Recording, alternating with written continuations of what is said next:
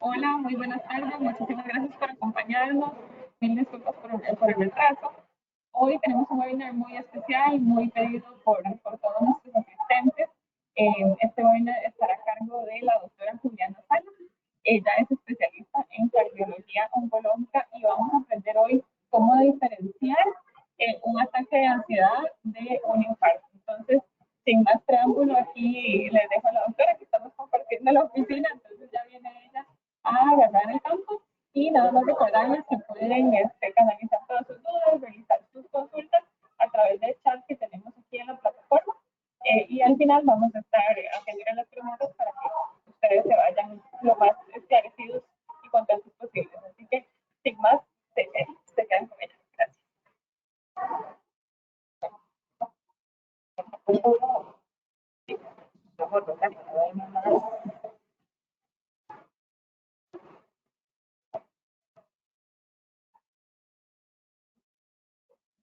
Bueno, muy buenas tardes a todos los que gentilmente se están conectando en la tarde de hoy y que están tomando de su tiempo para que podamos conversar un poco. Debido a todos los problemas que tuvimos desde el punto de vista técnico y esto no de la virtualidad, que a veces nos da esas complicaciones, vamos a hacerlo como un conversatorio un poco más que una presentación formal. Igual la idea es que todos los que tengan sus preguntas, dudas, puedan accesar y con mucho gusto estaremos contestando todo lo que podamos.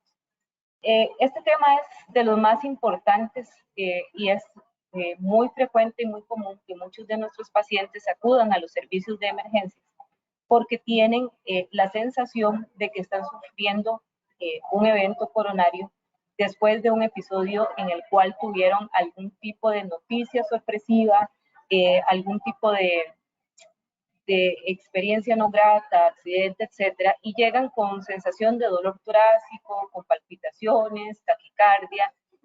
Nos pasa también con los pacientes posterior al COVID, es bastante frecuente que nos consulten por la presencia de palpitaciones, dolor, etcétera. Siempre es importante considerar que para uno tener enfermedad coronaria, yo siempre les digo a los pacientes, hay que comprar los números para ganarse la vida. Es decir, existen muchos factores cardiovasculares que hacen que cuando una persona acuda a un servicio por sensación de palpitaciones o dolor, nos haga pensar en enfermedad cardiovascular. Es muy raro que pacientes sin factores de riesgo presenten un evento coronario, ¿verdad? Y eso es parte de lo que nos ayuda a discernir de una patología a otra. Básicamente, siempre es sumamente importante la historia personal del paciente acerca de que si hay familia, papá, mamá, hermanos con enfermedad coronaria temprano que hayan tenido el antecedente de un infarto. Si son pacientes fumadores, que toman licor, que son portadores de enfermedades como hipertensión, diabetes, antecedentes oncológicos que actualmente los consideramos como un factor de riesgo cardiovascular, pacientes con obesidad y generalmente aquellos que pasan de los 40 años. Es infrecuente, no es que no pueda suceder, pero es infrecuente que pacientes menores de 40 años puedan tener un evento cardiovascular. Es más probable que estos pacientes cuando acudan por dolor torácico, por falta de aire, por palpitaciones, sea más un evento de ansiedad, pero nosotros, por supuesto, siempre estamos en la obligación de descartar si está acudiendo por una cosa o por la otra. Generalmente el electrocardiograma es la herramienta que más nos va a ayudar en el momento en que el paciente llega y nos pregunta si lo que está presentando es un cuadro agudo o no. Ya que en el electro nosotros podemos encontrar cambios electrocardiográficos, vale la redundancia, que se relacionan precisamente a enfermedades arteriales coronadas. Otra de las cosas que hacemos usualmente es pedir unas enzimas cardíacas, que es algo muy específico del corazón, que se eleva en muchas patologías, pero cuando estamos sospechando que el paciente lo que tiene es un evento cardiovascular, estas se van a elevar de manera significativa. Cuando la primera de estas sale elevada de terapia, siempre el paciente debe quedarse en observación unas horas para hacer una determinación de una segunda. Y si la segunda sale igual a la primera o ligeramente menor, eso nos aleja muchísimo de que haya un evento cardiovascular.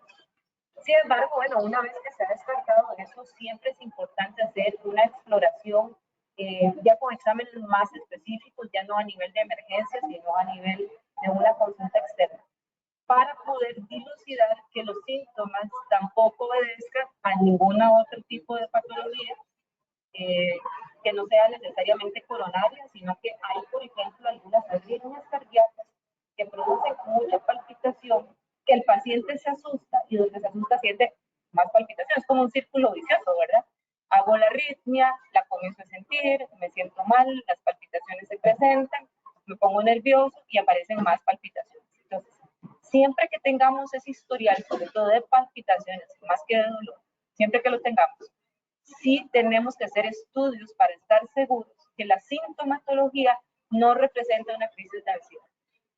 Es importantísimo, ¿verdad?, que nosotros seamos gestores de buscar patología en el paciente, porque muchísimas cosas se pueden confundir, ¿verdad? Y a veces no hay que achacar de que es un paciente sano y que no tenga derecho, digamos, a hacer algún tipo de patología. Entonces, de las cosas más importantes que nosotros hacemos cuando el paciente, por ejemplo, habla de palpitaciones y falta de aire, es un examen que se llama un Holter. Un Holter es un examen en el cual se colocan 3, 4 electrodos en el paciente, se conecta a una grabadora y esa grabadora va a registrar durante 24 horas la frecuencia cardíaca y el trazo electrocardiográfico. Nosotros les damos por lo general una hojita en la que ellos van a escribir si tienen los síntomas, si tienen la sensación de palpitaciones, si tienen la sensación de ansiedad, y verificamos si la sintomatología que presenta el paciente está relacionada con algún tipo de arritmia de acuerdo a lo que se anote en la hoja. Por ejemplo, que a las 11:40 sentí palpitaciones, uno revisa y verifica si realmente es algo que se traduce desde el punto de vista electrocardiográfico o realmente no lo es. Lo otro que exploramos junto con este tipo de exámenes, hacemos una prueba de esfuerzo cardiovascular, que es el primer tamizaje para nosotros descartar enfermedad coronaria o bien también la producción de arritmias con el esfuerzo físico, que es sumamente importante y que no es infrecuente que ocurra también en los pacientes, de que al hacer algún ejercicio, alguna actividad, muchos nos llegan y nos dicen, vea que yo cuando terminé el ejercicio físico comencé a sentir taquicardia, no se me quitó, yo siento que no recuperé bien. Entonces, todo este tipo de cosas nosotros tratamos de monitorearlo o de establecerlo a través de una prueba de esfuerzo, donde podemos observar varias cosas. Uno es pues la capacidad física de la persona, lo otro es los registros de presión arterial en cada una de las etapas, y finalmente pues los hallazgos electrocardiográficos que se van obteniendo en cada etapa. La prueba de esfuerzo consta alrededor de 7 etapas, cada una es de una velocidad de inclinación, la cual está, digamos, establecido en un protocolo, eso ya es internacional, un protocolo que se llama de Bruce. Y cada una de las etapas cambia cada 3 minutos. Entonces la prueba comienza despacio, muy tranquila, y más o menos a la tercera, cuarta etapa ya es cuando es requerido correr. A algunos pacientes al principio les asusta cuando uno le dice que una prueba de esfuerzo, porque todos imaginan que es ponerlos a correr de buenas a primeras. Pues no, esa no es la idea, jamás.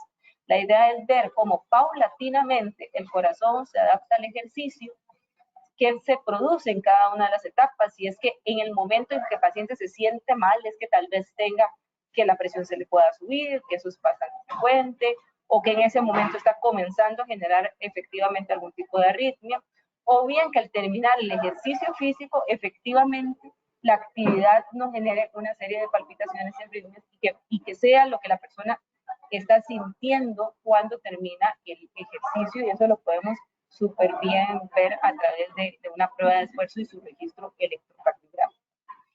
De manera que, digamos que la ansiedad debe ser siempre un diagnóstico de descarto.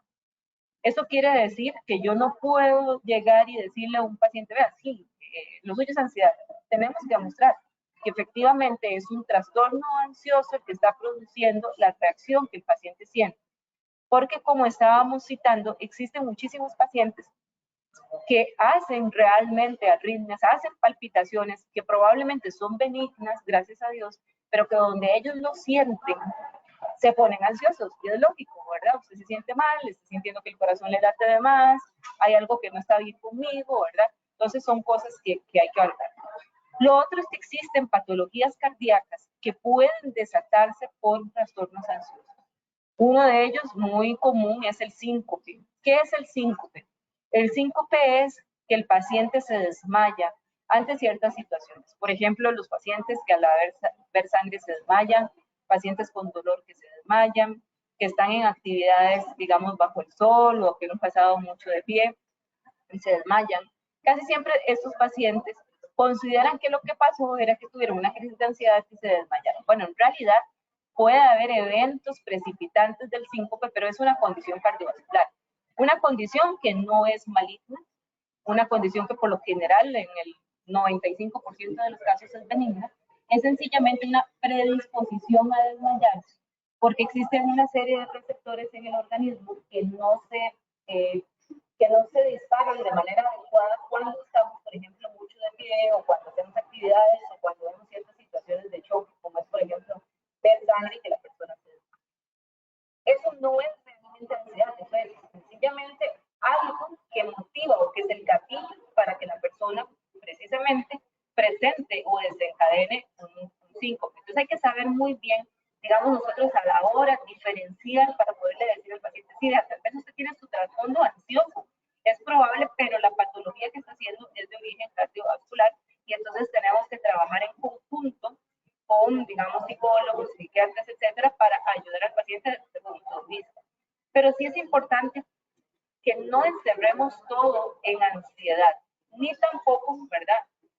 Nos preocupemos más allá de la cuenta. Siempre es importante que el médico se tome su tiempo para explicar y decirle, vean, los exámenes que yo le hice, no le encuentro mayor cosa, el momento en el que usted siente la sintomatología, por dicha, no se traduce en nada más. Y ahí sí podemos hablar de un tema de ansiedad. Como hablábamos al principio, nos pasa mucho en COVID. La gente está muy asustada, muy nerviosa cuando se les diagnostica COVID, ¿verdad? Sabemos que hay todo un tema sobre la mortalidad tan alta que tuvimos con esta patología. Entonces, muchísimas veces, erróneamente, a veces cuando el paciente llega a buscarnos porque está con palpitaciones, se le sube la presión, etcétera, les dice, es que es muy estresado, es que tuvo el COVID y se estresó mucho. Pues no, sí pueden quedar consecuencias, ¿verdad? Sí pueden quedar secuelas. Entonces, en realidad el consejo es que si nunca deberíamos nosotros clasificar todo como ansiedad. Tenemos que tener los elementos para decir efectivamente usted es ansioso, pero una vez que hemos descartado ya con exámenes específicos de que no se está padeciendo de ninguna patología cardiovascular importante, porque existe todo un sinnúmero de cosas que podrían simular una crisis de ansiedad o de pánico y en realidad están en relación al síntoma pivot del paciente, ¿verdad? Qué sé yo, por ejemplo, una angina de pecho, que es el dolor torácico que se da con la actividad, con el esfuerzo físico, que el paciente lo sienta, se sienta mal y esto le puede generar obviamente ansiedad porque le da temor de tener alguna patología. Entonces, a veces lo minimiza la misma persona, se lo minimiza su familia, diciéndole, usted lo que se pone es ansioso, usted lo que se pone es estresado. Bueno, sí, claro, me pongo estresado, me pongo ansioso porque me siento mal, ¿verdad? No porque sea en sí una persona ansiosa. La otra cosa que con frecuencia nosotros vemos, que no es realmente necesariamente que haya un infarto, sino es hipertensión arterial relacionada a ansiedad. Y es muy difícil a veces de diagnosticar y medicar sobre todo al paciente. Y probablemente muchos de ustedes les pasa que van al médico y se les sube la presión arterial. Nosotros lo llamamos la hipertensión de la bata blanca. Y es porque se ponen nerviosos, ¿verdad? ¿Qué le va a decir uno, verdad? ¿Qué le voy a encontrar? Bueno, la hipertensión de la bata blanca efectivamente puede ser un signo de que es una persona hipertensa y que en ciertas condiciones precisamente de ansiedad o estrés van a tener presión alta. Entonces eso nos ayuda muchísimo para nosotros estudiar a ese grupo poblacional que nos llega a la consulta con presión alta. O que le dicen a uno, fíjese usted que yo fui a la clínica y me encontraron la presión 150, 90, pero yo normalmente voy a la farmacia y me la encuentran bien. Pues eso es un signo, no de ansiedad necesariamente, sino son los primeros, digamos, pasos a que esa persona en algún momento vaya a ser un hipertenso como tal. Que como les digo, a veces cuesta muchísimo diagnosticarlo y sobre todo manejarlo, porque efectivamente cuando la persona está, por ejemplo, en su casa, en vacaciones, etcétera, maneja presiones normales, pero cuando está en el trabajo o bajo situaciones de estrés, maneja presiones altas. Entonces, siempre es un tema, ¿verdad? ¿Cómo lo trato de manera que no le vaya a bajar tanto la presión arterial, que en sus momentos de ocio más bien tiende a ser hipotenso? O bien, ¿cómo hago para protegerlo en los momentos de crisis, ¿verdad? Me refiero a momentos de estrés, ya sea en el trabajo, en alguna situación familiar, laboral, etcétera. Entonces, eso es de las cosas más importantes y que nos sucede, que la persona hace dolor torácico asociado a crisis hipertensivas. Entonces, no es infrecuente que lleguen a emergencias, por ejemplo, si tuve dolor, tuve una situación aquí, de repente, qué sé yo, una pelea familiar, llegué con una presión de 150/100, estoy con dolor torácico, efectivamente no se está infartando, lo que está teniendo es una crisis hipertensiva, una emergencia hipertensiva, pero que no debe quedar solo como, ok, fue porque me pasó esto y se me subió la presión, sino que debe de estudiarse, investigarse si realmente existe una tendencia a tener hipertensión arterial, que también para eso tenemos exámenes, como es un mapa de presión arterial, que es colocar el mismo aparatito con el que nos tomamos la presión en el brazo y hacer un mapeo por 24 horas, porque mucha de esta gente que hace hipertensión por situaciones especiales, hace hipertensión durante la noche y obviamente en la noche no nos tomamos la presión y no nos damos cuenta de eso. Es uno de los signos principales para poder hablar de hipertensión relacionada a hipertensión de base hablar. Entonces, de nuevo, es importante que nosotros no hablemos de ansiedad como la única razón por la que me estoy sintiendo mal, sino que una vez que hemos descartado que el dolor torácico, por ejemplo, no vino por nada más que un proceso ansioso, porque hubo algún trastorno, ahí sí podemos hablar de que el dolor lo entonces, es importante no tampoco encasillar, ¿verdad?, a su familia, que si algo les ocurrió, si algo pasó, fue porque tuve una crisis ansiosa, sino acudir al médico, ¿verdad? También existen causas de dolor torácico que no son de origen cardiovascular, es decir, el corazón no es el único órgano que tenemos en el tórax. Tenemos músculos, tenemos articulaciones, tenemos al esternón, que es el que protege nuestros pulmones y nuestro corazón y todas las costillas, que eso se puede inflamar y que muchísimas veces en pacientes que son portadores de fibromialgia, por ejemplo, son uno de los puntos que se inflaman cuando hay situaciones precisamente de estrés o cuando la persona está sometida a un proceso de ansiedad y de estrés. Existe mucha irritación en la parrilla costal, eso se inflama. Y eso puede producir lo que se llama una osteocondritis, que es una inflamación de la parrilla costal, producto de la situación de estrés y ansiedad que estoy viviendo, o porque tengo una fibromialgia no diagnosticada y estoy con uno de los signos pivotes. Yo siempre digo al paciente, si usted se toca el pecho y le duele, estamos afortunados, porque el corazón no duele así. El corazón es un órgano interno en el cual yo no puedo decir, vea, yo me toco aquí en el tórax y tengo dolor, y es el corazón. No, el corazón es un órgano interno. El dolor torácico causado por el corazón es como cuando a uno se le arratona una pierna, para que lo podamos comprender bien. Es un dolor opresivo que suele subir hacia la mandíbula, hacia el cuello, que generalmente se provoca por un esfuerzo físico que se puede irradiar hacia el brazo, que puede tener náusea y vómito. Si yo tengo un dolor en el tórax, en el cual donde yo me palpo, ahí está el dolor, definitivamente eso no es ni un infarto ni dolor torácico cardiovascular, sino que es un dolor torácico no cardiovascular, que nos va a dar electros y enzimas cardíacas totalmente negativas y normales. Y como les digo, lo mejor de todo es que es un dolor que es reproducible a la palpación. El corazón jamás va a presentar un dolor que yo pueda reproducir con la palpación, ¿verdad? Entonces, eso es de las cosas. También tenemos el esófago, que está a la par del corazón. De hecho, nosotros hacemos un examen que se llama un eco transesofágico, a través del cual revisamos el corazón por medio de una sonda que precisamente se introduce a través de la boca y va al esófago con una gastroscopía para ver el corazón. Entonces hay pacientes que hacen espasmo esofágico, que tienen reflujo, que tienen gastritis, y ese espasmo puede producir dolor torácico que a veces, inclusive con la misma nitroglicerina, se puede aliviar. Siempre es todo una dificultad poder llegar y decir, no, en realidad su dolor viene porque usted tiene una hernia diatal, porque está haciendo espasmo, porque tiene un reflujo importante, ¿verdad? Entonces, esa es otra causa bastante frecuente de dolor torácico no cardiovascular. También tenemos los pacientes que son asmáticos, que padecen de bronquitis, donde puede haber enfermedad en el pulmón y el pulmón puede dar dolor.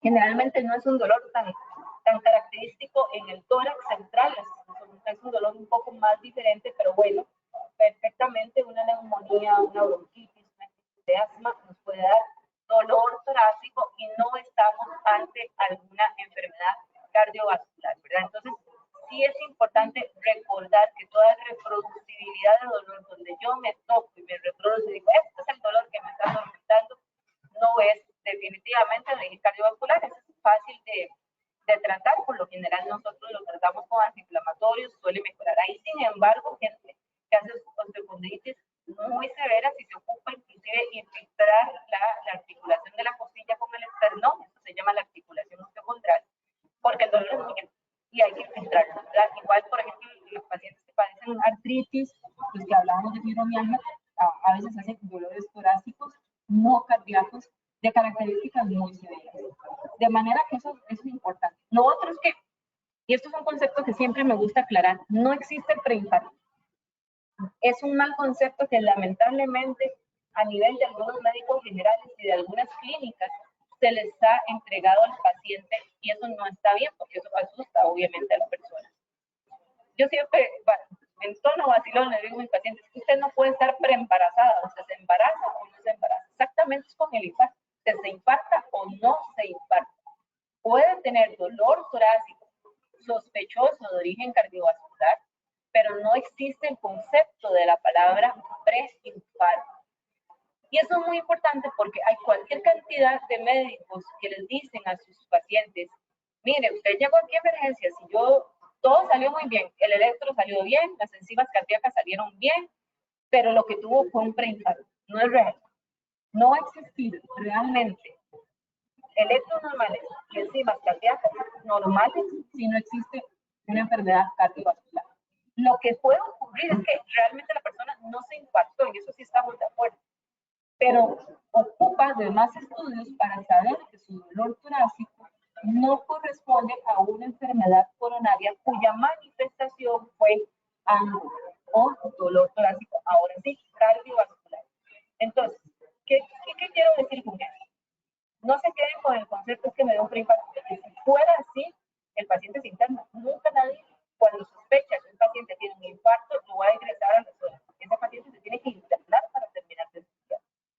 Lo que debe de hacerse es que si el paciente presentó dolor torácico y tuvo marcadores negativos de enzimas cardíacas o electros normales y existe la duda del origen del dolor, se deben de hacer exámenes de descarte.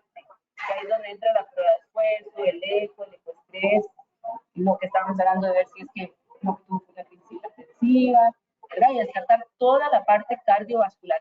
Pero el concepto de preinfarto no debe de quedarse, ojalá que entendamos muy bien, no es un concepto que nosotros deberíamos de manejar porque no es correcto y además asusta a la persona increíblemente, ¿verdad? De manera que digamos que en forma resumida y para ir aterrizando un poco y poder, si hay alguna pregunta que se pueda generar y tratar de explicar aquí. Todo dolor torácico, sea con una crisis ansiosa o no, se debe de estudiar. Pero, de nuevo, considerando que no es lo mismo cuando en el paciente que sufre la crisis del dolor es un paciente joven, sin factores de riesgo cardiovascular, a un paciente ya de cierta edad con factores de riesgo cardiovascular. Siempre es importante estar seguros y determinar que lo que yo tuve ahora sí lo puedo llamar ansiedad, porque precisamente, afortunadamente, existen excelentes profesionales en el manejo de los tratamientos ansiolíticos, pero bueno, imagínense que hasta los psiquiatras nos mandan muchísimas veces a evaluar al paciente donde dice, yo encuentro que lo que está haciendo este paciente no es una ansiedad, sino que realmente está haciendo algo de origen cardiovascular. De manera que el mensaje final es que siempre es importante estudiar y el trastorno de ansiedad será siempre un diagnóstico de descarte. Bien, yo no sé si hay algunas preguntas, vamos a ver, y Ariana nos va a ayudar. Muchísimas gracias, doctora. Sí, acá queremos ver las primeras consultas. Una de ellas dice, después de un ataque de ansiedad, cuando ya estoy relajada y tranquila, sentada trabajando, puedo sentir como que el corazón da un brinco extra y fuerte, casi se me quita el aliento por 5 segundos y luego vuelve a la normalidad. Ok. Ese brinquito extra, eso se suele llamar una extrasístole.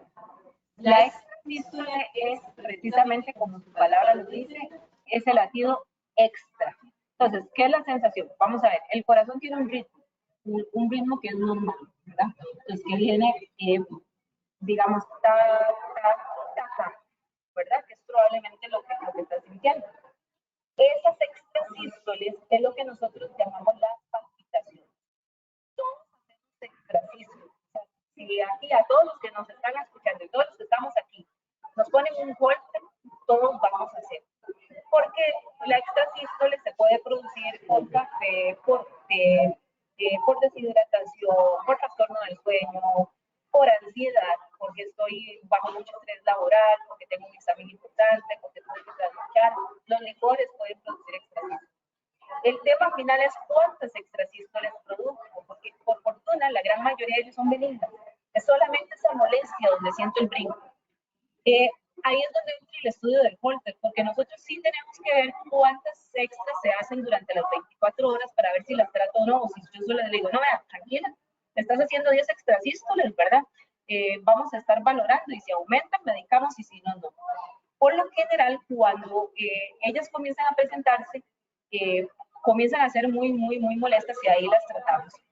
No siempre hay que tratarlas de por vida, a veces lo que nosotros necesitamos es resetear, por decir así, el sistema eléctrico, porque el extrasístole es como que el sistema eléctrico del corazón está hiperestimulado. Yo siempre digo que el corazón es como una casa. Yo puedo tener bien las puertas, las ventanas y el sistema eléctrico fallar. Eso es exactamente lo que pasa con el extrasístole. El corazón puede ser normal en su estructura, en su función, pero hay como un cortocircuito y entonces la fibra eléctrica está hiperestimulada y hace latido. Entonces, si nosotros vemos que un paciente hace más de 10 extrasístoles por hora, hay que tratarlos. Porque si las dejamos, ahí sí, a futuro puede causar una patología que se llama cardiomiopatía por extrasístole. Pero eso estamos hablando que toma sus años, ¿verdad? Pero sí diagnosticarlo a tiempo para yo poderlo tratar. La sensación es rara porque mucha gente siente latido extra, otros le dicen a uno, es que siento que se me vuelca el corazón o siento que tengo que suspirar y es precisamente donde sale el extrasístole. Entonces, como te digo, en realidad son la gran mayoría de ellas súper benignas, pero sí tenemos que registrar cuántas hay para ver si las tenemos que medicar o si le son muy molestas a la persona, medicarlas generalmente por un tiempo mientras se resetea, por decir así, el sistema eléctrico. Muchísimas gracias, doctora. La siguiente consulta dice, buenas tardes. Mi consulta es de este caso. Después de un esfuerzo físico, el paciente presenta palidez, palpitaciones, sudoración fría y descompensación. ¿Esto se relaciona con alguna patología cardiovascular o hipertensión? ¿Y qué tipo de exámenes se pueden realizar inicialmente? Ok, esa es una pregunta muy importante porque estamos hablando que el paciente está haciendo actividad física probablemente mucho más fuerte de la que normalmente está acostumbrado a hacer, ¿verdad? No es que salió a caminar y que volvió. Efectivamente, lo primero que tenemos que descartar es que no tenga primero una valvulita cerrada. Hay una patología que se llama estenosis aórtica. ¿Y eso qué significa? Nosotros en el corazón tenemos 4 válvulas y la válvula aórtica, que es la que hace que la sangre se lleve a todo el cuerpo, a veces presenta enfermedad, se puede calcificar, se puede cerrar y la persona solo tiene manifestaciones a esfuerzos físicos de ese nivel. Porque lo que sucede, eso imaginemos que las válvulas son como unas puertitas, ¿verdad? Que abren y cierran, pero si de repente la válvula se estrecha, cuando yo voy a intentar hacer un esfuerzo, la sangre le va a costar mucho salir. Y eso va a hacer que me llegue poca sangre a nivel cerebral y voy a sentir que me mareo, que me voy a caer, que estoy sudando, etc. Entonces, mínimo necesitaríamos hacer por lo menos un ecocardiograma en ese paciente. Lo otro que hay que valorar es que si solo se desmaya o si hace dolor torácico también, porque efectivamente la enfermedad coronaria es por obstrucción de las arterias. Entonces, si yo tengo alguna arteria obstruida y yo sobreesfuerzo mi corazón haciendo algo más y esa arteria se obstruye, está obstruida y sobreesfuerzo, le va a costar mucho que la sangre llegue al corazón. Entonces eso puede dar también dolor, sudoración, palidez. Lo otro es que si todas estas dos cosas son descartadas, digamos, con una prueba de esfuerzo, podría ser un síncope, lo que estábamos hablando al principio, simplemente porque está haciendo un sobreesfuerzo. El síncope es esa imposibilidad que tiene el organismo de adaptarse porque está haciendo una actividad que es extra. Entonces eso puede causar, ¿verdad?, que la persona sí se pueda desmayar por sobreesfuerzo, eso se llama un síncope vasovagal.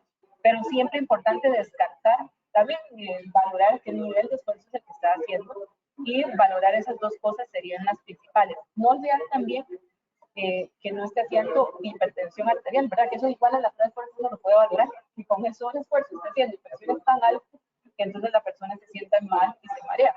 Ahí tal vez sería conveniente, si tuviera a mano un esfingomanómetro, el aparato que usamos para tomar la presión, tomarle la presión a la persona antes y, ¿verdad? Ojalá durante el día, y si va a hacer el esfuerzo y aparece el problema, tomarle la presión después del proceso, porque eso nos ayuda mucho también a ubicarnos. Muchas gracias, doctora. Acá la siguiente consulta dice: buenas tardes, soy diagnosticada con ansiedad y en tratamiento. Hace 2 semanas tengo punzadas intermitentes durante el día en el lado izquierdo del pecho. Me envían antiinflamatorios porque osteochondritis en apariencia el electro sale normal. ¿Cuánto tiempo dura en quitarse esta sensación? Ok, si se considera o se ha diagnosticado que lo que tiene es un tipo de osteocondritis, que es esa inflamación, digamos, que me imagino que es lo que te han dicho, realmente hay que dar medicación antiinflamatoria y a veces relajantes musculares para ver que haya respuesta. Si no te han dado tratamiento, lo primero que habría que hacer para ver si hay una adecuada respuesta. Si pese a tu tratamiento el dolor persiste, no disminuye y no hay una mejoría franca, sí es importante ahí valorar, digamos, una radiografía de tórax, ver bien que toda la estructura ósea esté bien, que no haya ningún proceso ahí que sea llamativo, porque en realidad ese dolor sí debe de desaparecer, es decir, puede aparecer de vez en cuando. Digamos, estés en una crisis de ansiedad, te pusiste estresada, hiciste osteocondritis, ya sabemos que el corazón y eso está bien, ¿verdad? Se da un ciclo de antiinflamatorios y debe desaparecer, se debe de quitar. Pero si vemos que no, importante buscar si hay algún fenómeno de fibromialgia que muchas veces está muy relacionado al trastorno de ansiedad, porque la fibromialgia sí es muy difícil de manejar porque es un dolor crónico persistente en el que ocupan ciertos tratamientos dirigidos, digamos, donde generalmente los reumatólogos son los que ven eso. No solamente está el tórax como gatillo de dolor, ellos examinan y ven 11 puntos de gatillo de dolor y por eso diagnostican fibromialgia. Entonces, digamos que el tema final es, ¿se debe de quitar el dolor? Sí, se tiene que quitar, una vez tratado con antiinflamatorios y relajantes. Y si el dolor no alivia, tenemos que buscar otras posibilidades diagnósticas porque el dolor sí no debe de persistir. Gracias, doctora. La siguiente consulta dice: me pasa al caminar en montaña. Cuando alcanzo una altura mayor a los 2000 metros, mis pulsaciones se disparan a 160. En ese momento me cuesta respirar, el pecho se me cierra y el corazón siento que se me va a salir. Mi presión es normal, abajo. Me realicé placa y electrocardiograma, todo marcha bien. ¿Es necesario someterme entonces a una prueba de esfuerzo? Definitivamente, definitivamente para ver qué es lo que está pasando en el esfuerzo físico, porque el asunto es que esa sintomatología está dando al esfuerzo, en realidad. Hay cosas importantes, digamos, las alturas, montañismo, por ejemplo, la gente que hace hiking o la gente que, digamos, va a visitar el volcán Irache, por ejemplo, son alturas que nosotros normalmente no estamos acostumbrados, ¿verdad? Entonces, el organismo se tiene que adaptar, eso es definitivo.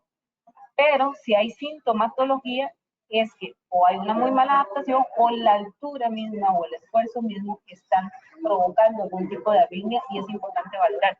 En realidad sí, yo recomendaría una prueba de esfuerzo. En realidad las pruebas de esfuerzo es como dice la palabra, es un esfuerzo máximo que el paciente pueda dar. Entonces, lo que uno trata es darle todo el esfuerzo máximo que tolere, a ver si hace alguna sintomatología. Y uno le pregunta, digamos, ¿estás sintiendo lo mismo que sientes, etcétera, etcétera? Entonces sí sería lo más recomendable.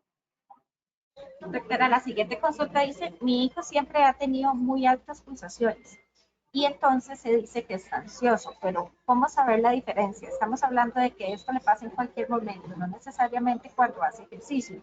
Él tiene 24 años, pero este síntoma lo tiene desde los 16. Okay. Sí, eso es muy frecuente que nos llegan a consultar, digamos, de taquicardia en reposo. No necesariamente es ansiedad, estamos totalmente de acuerdo. Hay que ver si no tiene enfermedad tiroidea. El hipertiroidismo, que es la liberación de hormona tiroidea en exceso, puede causar taquicardia en reposo. Existe también una patología que se llama taquicardia sinusal inapropiada. Suena muy rimbombante, pero no es nada malo. Eso lo que significa es eso, que el paciente precisamente en reposo es persistentemente taquicárdico. Y eso hay que tratarlo, porque no debe de ser así. Eso es se llama una disautonomía, es decir, existe un descontrol del sistema nervioso simpático y el sistema nervioso parasimpático, que es el que regula eso. Nosotros tenemos dos sistemas. El sistema que hace que el corazón se nos acelere, que es el sistema simpático, y el parasimpático es el que entra, digamos, a frenarnos, ¿verdad? Eso es una competencia entre los dos sistemas. Por eso, por ejemplo, cuando yo me asusto, me pongo taquicardia. Y ya cuando me comienzo a reposar, comienza a bajar porque mi sistema parasimpático entra a trabajar. Hay unos pacientes que tienen un desajuste de ese sistema. Entonces, el sistema simpático está más estimulado de lo normal. Entonces, en reposo, la persona pasa por frecuencias muy altas y son muy intolerantes a hacer ejercicio, porque claro, usted está acelerado. Si yo estoy en reposo con frecuencias de 110 y me pongo a hacer ejercicio, mi frecuencia se va a ir rápidamente alta. Entonces, un golpe sería una buena idea para ver si realmente esta taquicardia sinusal inapropiada es la forma mejor de diagnosticarlo y si se debe tratar. Porque era lo que hablábamos, digamos, las sístoles son benignas, la taquicardia sinusal inapropiada es benigna, pero el pasar persistentemente alto con los años, los pacientes pueden desarrollar cardiomiopatía. Entonces, sí valdría la pena y definitivamente, por más ansioso que sea una persona, o sea, la taquicardia en reposo no puede explicarse solo por ansiedad, porque la tienen las 24 horas del día, muy probablemente la tienen en cualquier momento, aún sin que esté con ansiedad. Entonces, sí es importante, se le podría hacer el examen de tiroides, como dijimos además, y ver esos otros elementos, porque de ser eso lo que tiene, sí hay que tratarlo por lo menos por un tiempo mientras su sistema se reajusta. Muchas veces no ocupan tratamientos de por vida, muchísimas veces no. Muchísimas veces se les da un corto tratamiento, se reajusta el sistema, uno quita el tratamiento paulatinamente y listo. Pero sí, no, de nuevo, ¿verdad? A veces pecamos en decir que todo es ansiedad, ¿verdad? Y digamos, en el caso suyo, su hijo se lo han dicho, y se debe investigar bien para uno poderle dar el tratamiento que más le conviene. Doctora, que dice, a mi esposo le da un dolor como en el pecho o boca del estómago, se le sube el cuello y la mandíbula. Le dicen que es gastritis, pero podría ser algo del corazón también. Sí podría ser. Digamos, por la forma de caracterización del dolor torácico. Efectivamente, sí, podría tener gastritis, podría tener una úlcera y que eso genere el dolor. Lo que pasa es que, de nuevo, digamos, nosotros siempre tenemos que descartar lo que podría ser más fatal, en este caso que tiene una enfermedad coronaria. Entonces, sí sería importante hacerle una prueba de esfuerzo, por lo menos con un ecoestrés, y si eso sale normal, hacer la exploración gástrica.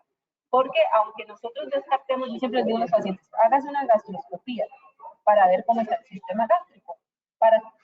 Digamos que yo lo que siempre busco es que tengamos una explicación tangible con lo que el paciente está sintiendo. Porque si tiene una gastroscopía normal y sigue siendo ese tipo de dolor, tenemos que ahondar en la investigación todavía más, ¿verdad?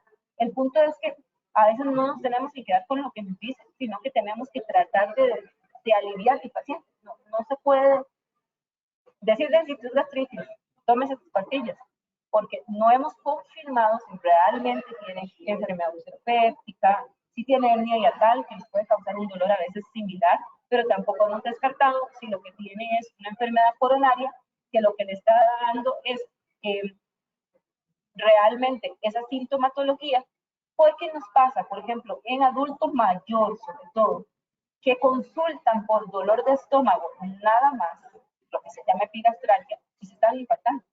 Porque en adulto mayor, los síntomas sí pueden variar un poco, ¿verdad? Entonces, el dolor de estómago en adulto mayor y en diabético, sobre todo el diabético mal controlado, siempre hay que investigar y siempre hay que descartar que no tenga enfermedad coronaria. Y de ahí en adelante, pues los estudios que hayan que hacer para poder encontrar una explicación más completa.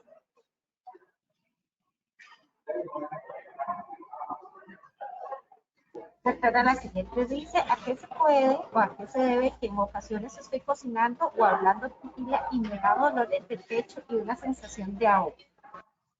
Ok, eso, bueno, es importantísimo ver, digamos, el tipo de actividad a la hora de cocinar o de hablar y ver si ese dolor de pecho se está acompañando de alguna sensación de palpitación.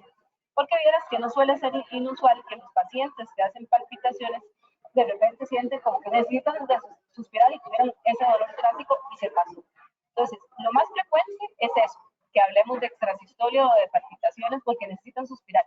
Eso es como un mecanismo de defensa del organismo donde sintió el latido extra. Eso es lo primero que haría. Lo otro es ver si presión arterial está bien controlada, porque digamos que es una actividad que está en no es tipo, pero científicamente es importante presión arterial. Pero lo primero que descartaría es eso, que no estés haciendo palpitación y que tengas que suspirar para mejorar eso. Por lo general, de aire muy súbitas y exageras. Y eso es muy compatible con la extrasístole. Digamos la extrasístole y ya, listo, pasó el evento. Entonces sí sería importante investigarlo desde ese punto de vista. Doctora, acá la siguiente consulta dice, buenas tardes, gracias por compartir sus conocimientos. Tengo 24 años y hace 5 años me detectaron en la clínica que tenía taquicardia inusual, inapropiada. Tomaba medicamento, y prolazán. Hace aproximadamente un año tuve un dolor muy fuerte en el pecho, sentía que no podía respirar y el reloj y oxígeno marcaba más de 240 pulsaciones. Inmediatamente fui al hospital y prácticamente no me hicieron nada. Luego fui a la clínica y me dijeron que tenía, permítame, acá, corta la pregunta. Sí,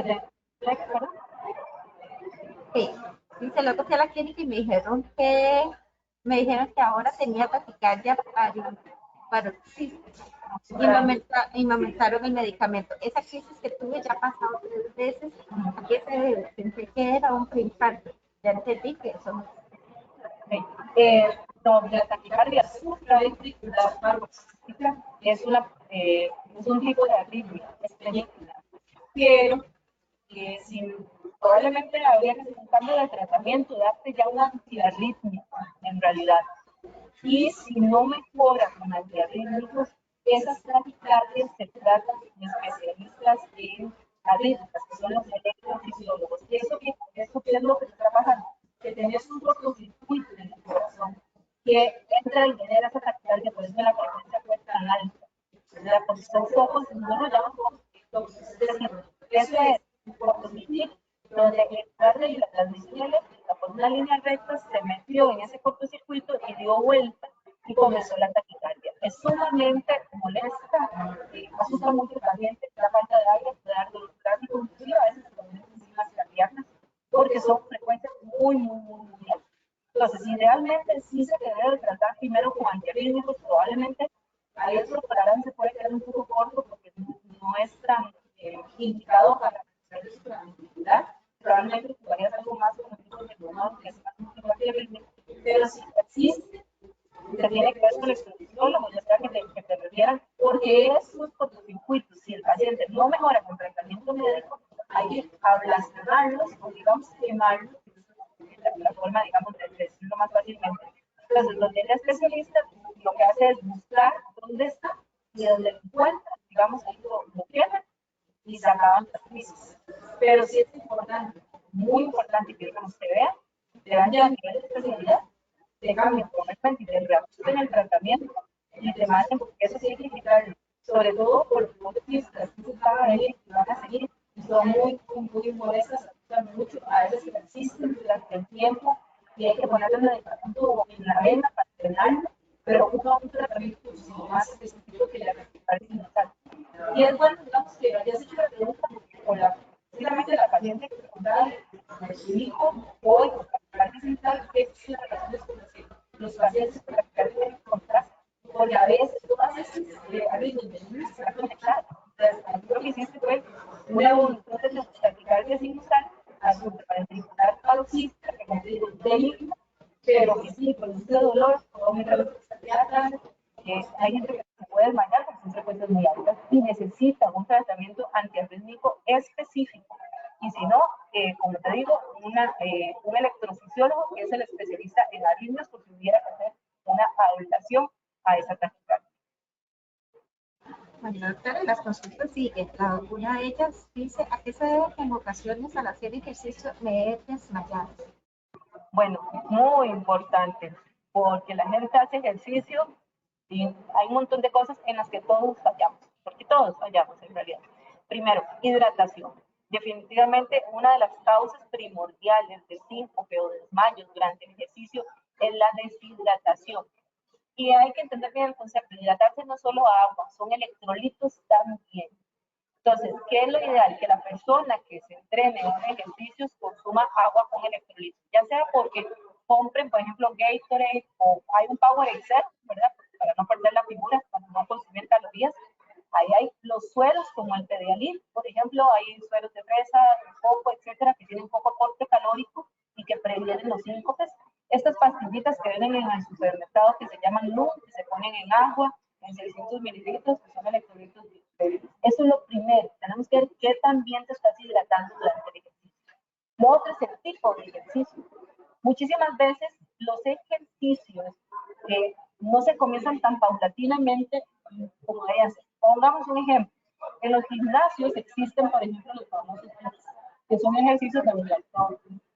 Entonces, la persona que tal vez no está todavía bien entrenada desde el punto de vista cardiovascular se mete a hacer ese tipo de ejercicios que son extremos y que pueden provocar síncopes precisamente porque es un ejercicio importante. Entonces, sí es importante ver cómo estás haciendo el ejercicio, si existe, digamos, realmente un ejercicio cardiovascular que esté permitiendo adaptabilidad cardiovascular como tal.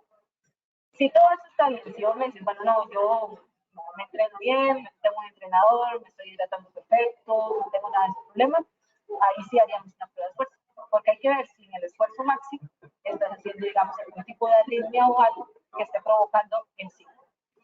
Y esto es un consejo y un mensaje súper importante. Por favor, todos los que quieran hacer ejercicio, nunca empiecen de manera de meterse en un gimnasio y decir, o sea, yo soy sano, no padezco nada, póngame a hacer. No. Todo ejercicio, por más sano que sea, necesita un acondicionamiento cardiovascular que debe irse haciendo lentamente. Por ejemplo, yo critico mucho, y perdónenme los que van a este tipo de ejercicios, que son los CrossFit. Los CrossFit son ejercicios de alta intensidad, un ejercicio que nació para los soldados norteamericanos. Entonces, es un de alta intensidad que lo que hace es que la persona en poco tiempo haga un sobreesfuerzo.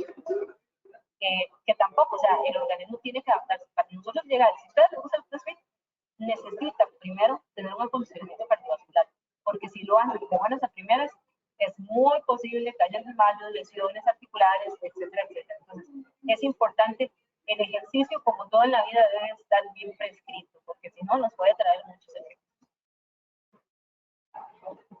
Doctora, a veces siento como un punzón en el pecho y me han dicho que es una contractura. ¿Esto qué tan cierto es? Bueno, podría ser. Igual, habría que ver, digamos, en el contexto tuyo, ver tus factores de riesgo, ver cómo es el punzón, ¿verdad? Si es una punzada muy específica en un punto, si se quita, si se alivia con algo, si se quita con analgésicos, si va para algún lado, si sube el cuello, si se va a la mano. Entonces, habría que estar muy en el claro, en el contexto, en revisar, ver si hay realmente un músculo contracturado, si responde la punzada a relajantes musculares. Entonces, sí habría que ver, digamos, todo el contexto, porque efectivamente, o sea, las contracturas musculares pueden dar dolores torácicos, lo que estábamos hablando, dolores torácicos no cardiovasculares, perfectamente, y eso es lo que es una contractura, y es fácil de aliviar. Pero sí, digamos, hay que revisar muy bien al paciente y estar seguro que eso es lo que tiene, ¿verdad? Que no haya nada más que lo esté ocasionando. Por revisar, explorar, ver si a la palpación se reproduce, que eso es típico de la contractura muscular. Me toco y me duele, eso es músculo, sin duda. Entonces son de las cosas que sí habría que, digamos, para poder afirmar que efectivamente el dolor viene por una contractura. Ya que la última consulta dice, ¿hay alguna forma de saber si uno experimenta un infarto que pone en riesgo la vida y hay algo en que se puede hacer en ese momento, doctor? Perdón. Ajá, la repito. ¿Hay alguna forma de saber si uno experimenta un infarto que pone en riesgo la vida y hay algo en que se puede hacer en ese momento? No. Si un paciente está teniendo el dolor torácico del tipo infarto, los pacientes que han tenido infartos le dicen a uno que es un dolor como tener una patada, un pie de un elefante encima, para que se den una idea de lo que es tener un dolor de infarto. Y algunos libros de medicina inclusive dicen sensación de muerte inminente. Imagínense el dolor que es tener un infarto, porque el corazón es un músculo, es como que se aplató. No hay nada que podamos hacer en el momento. Si la persona está teniendo ese dolor torácico intenso, opresivo, con vómito, etcétera, por favor acudan lo antes al hospital. Hay pacientes que se esperan. Nos sucede mucho en el adulto mayor, nos sucede mucho en los hombres que a veces por no darse menos no dicen, mira, estoy teniendo un dolor. Sucede también porque la gente no quiere preocupar a sus familiares. Y en el infarto, el tiempo de atención es fundamental. Es decir, entre más rápido yo detecte y trate el infarto, menos posibilidades hay que me queden secuelas después del infarto. Y eso es sumamente importante. Actualmente en los hospitales principales, desde nosotros aquí en la clínica, el San Juan de Dios, Calderón Guardia, Hospital México, existen las salas de hemodinamia que lo que permiten es que si el paciente presenta un infarto, que se llama un infarto con elevación, se atienda en el momento, se le puede hacer un cateterismo y se le pone un esquema. Pero muchas veces los pacientes aguantan el dolor con la fe de que se les pase, o se toman una aspirinita, y eso no va a ayudar. Si hay un infarto como tal, tienen que ir rápido a un servicio de emergencias, porque el tiempo es músculo, así decimos nosotros. Entre más tarde en que ese infarto sea atendido y resuelto, las posibilidades de que ese corazón quede lesionado son más altas. Entonces, no hay nada que yo pueda hacer. Eventualmente, los que ya han sido pacientes coronarios se ponen nitroglicerina debajo de la lengua, pero eso es porque uno ya sabe que es un paciente que tuvo un infarto, ya reconoce el dolor y sabe que si está haciendo dolor se puede poner una nitro debajo de la lengua, que puede ponerse máximo 3, se debe poner una cada 5 minutos. Y si el dolor no alivia, se debe ir a emergencia. Pero casi siempre ese paciente sabe muy bien y él dice, no se me está aliviando, mejor. O se pone la nitro y se va a emergencia de una vez. Pero eso solo es el grupo de pacientes y al que uno le ha dicho específicamente, vea, si usted siente dolor, porque tal vez tiene una enfermedad coronaria muy severa y que no se puede resolver desde algunos aspectos, le dice uno, póngase la nitro y se va para emergencias. O si ya después de 3 minutos no se la alivia, se va. Pero para el resto, si usted dice, no, estoy teniendo una opresión, lo más rápido es lo ideal. Lo más rápido, más posibilidades hay que ese corazón quede muy bien después de un infarto. Mira, doctora, muchísimas gracias por su valiosa participación. Le recordamos que ella es la doctora Juliana Salas, especialista en cardiología. Doctora, nuevamente las gracias. Con mucho gusto, gracias a todos los que mandaron preguntas, participaron y pues me pusieron atención. Ojalá haya sido de gran ayuda y nosotros esperamos vernos pronto por aquí, en el consultorio, por aquí para poder educarnos. Así es, doctora. Muchísimas gracias y buenas tardes a todos.